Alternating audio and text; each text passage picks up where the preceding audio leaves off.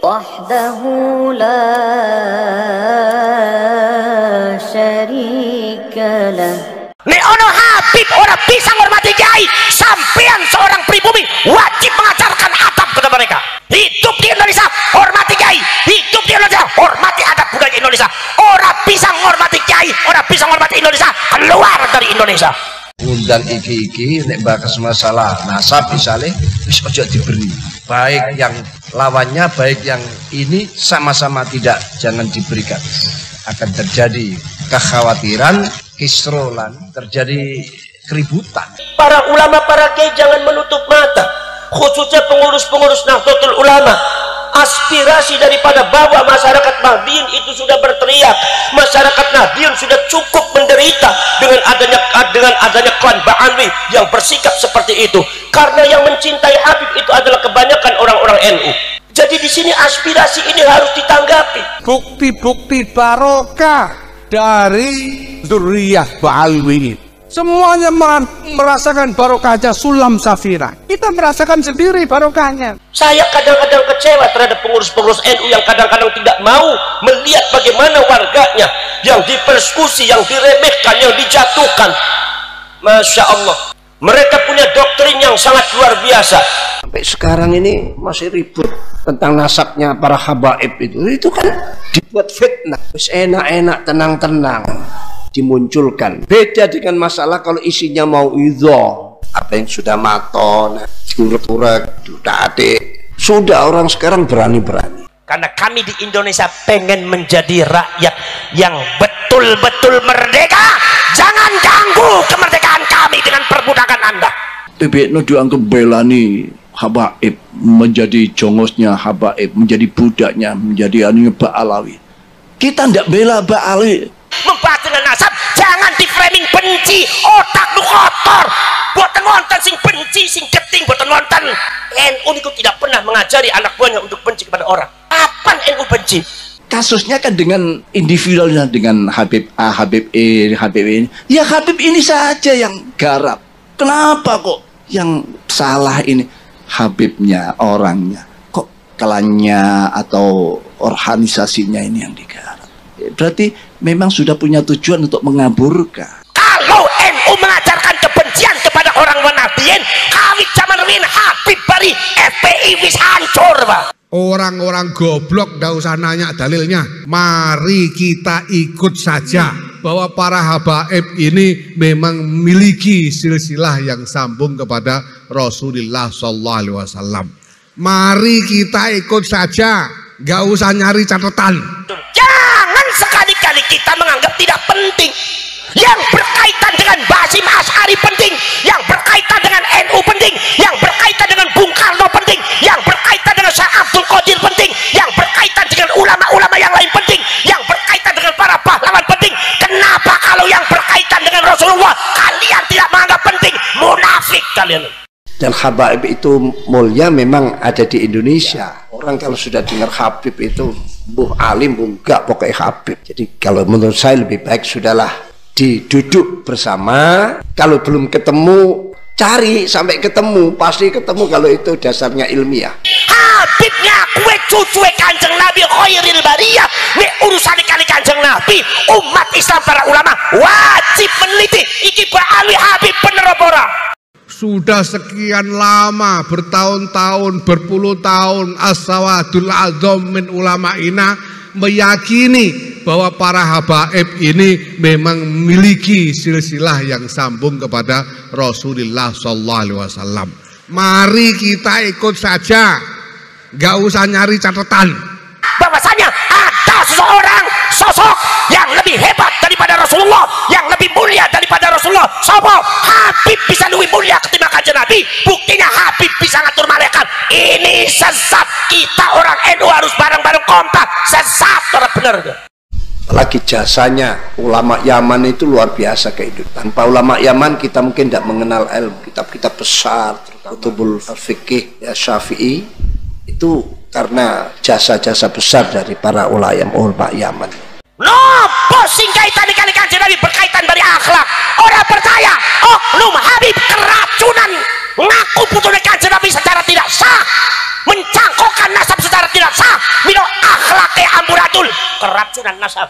Al-Habib Ad-Doktur Ali Hasan Al-Bahar, apapun penelitian yang dilakukan oleh orang, apapun tesis-tesis dibuat oleh orang, walau aftal muftun, saya tetap berhusnudzon bahwa beliau Habib Ali ini adalah min dzurriyyati Rasulullah sallallahu alaihi wasallam. 200 Ba'alwi sudah disebut, sudah dites genetika, ternyata genetikanya Yahudi Askenazi.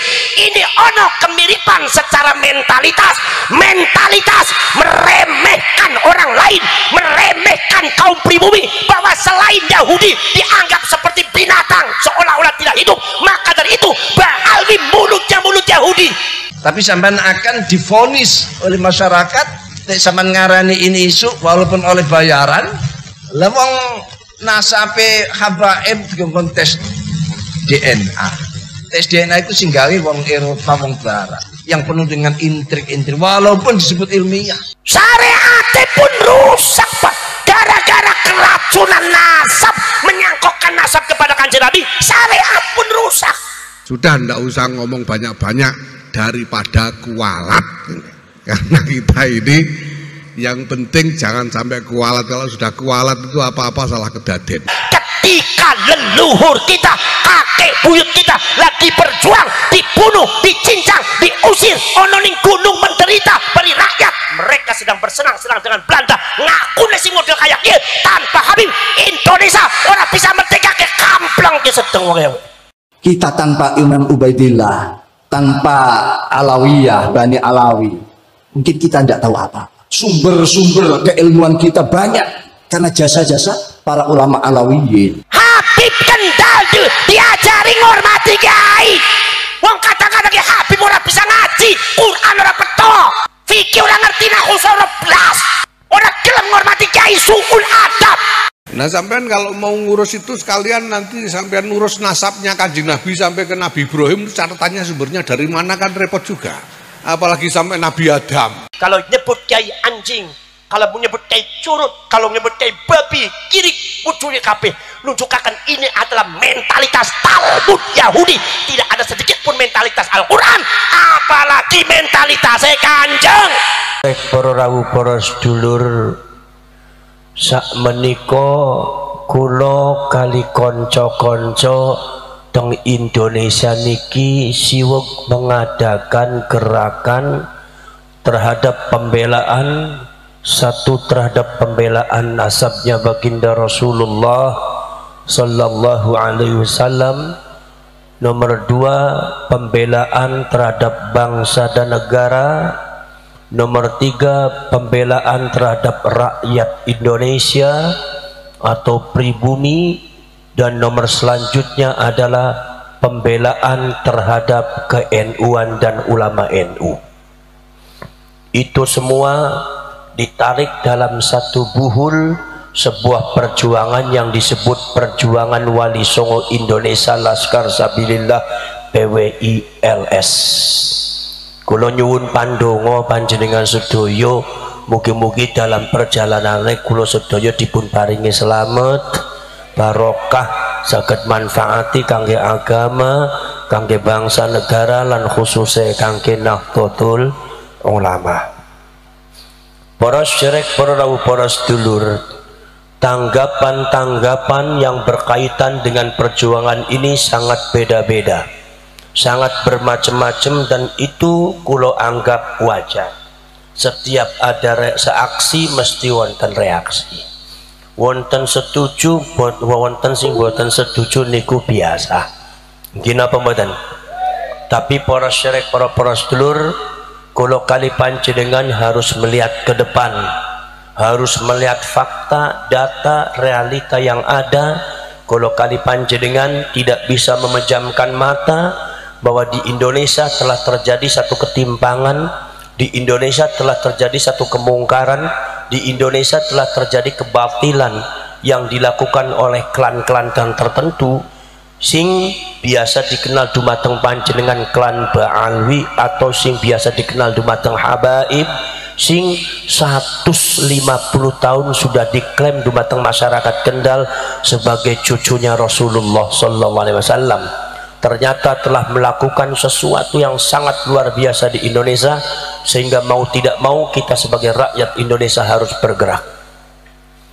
Para syarek berawu, para sedulur sedaya mawon harus bergerak, sebab nek boten bergerak kami memiliki asumsi pemikiran bahwasannya lamun seumpama boten bergerak semeniko, kami tidak bisa membayangkan 20 tahun 40 tahun yang akan datang bagaimana nasib anak cucu kita. Maka dari itu di sini kita semua harus sadar sebagai rakyat Indonesia untuk mampu membela bangsanya, mampu membela negaranya, mampu membela rakyatnya, mampu membela agamanya, mampu membela ulamanya, mampu membela sejarahnya, mampu membela adat budayanya, mampu membela kemerdekaannya. Jangan sampai kemerdekaan kita di tengah perjalanannya ada orang-orang yang mengganggu.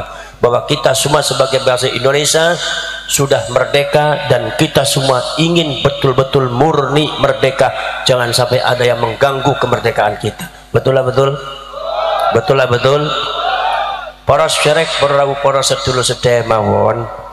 Jadi para syarek, para sedulur, dalam rangka apa? Dalam rangka kula saring panjenengan niki adalah membela rakyat, membela agama, membela Rasulullah, membela rakyat, membela bangsa dan negara, termasuk juga membela ke-NU-an. Para syarek, para sedulur, sudah banyak para syarek, para sedulur, kemungkaran-kemungkaran yang dilakukan oleh klan Ba'alwi ini, yang mengatasnamakan cucunya Rasulullah ini, yang dilakukan kepada orang-orang kita, orang Indonesia. Mulai dari mendoktrin bahwa klan mereka itu lebih tinggi daripada orang-orang Indonesia, bahwa mereka itu lebih mulia daripada orang Indonesia, bahwa mereka itu kedudukannya lebih mulia daripada orang Indonesia, bahwa mereka itu lebih tinggi derajatnya daripada orang Indonesia. Mereka mengaku diri, mengklaim dirinya sebagai tuan, sementara orang Indonesia dianggap sebagai budak-budak mereka. Panjenengan kudu ngertos bahwa doktrin semacam ini bukan doktrin Islam, tapi ini adalah doktrin kitab Talmud, ajarannya Yahudi yang lepas daripada Taurat.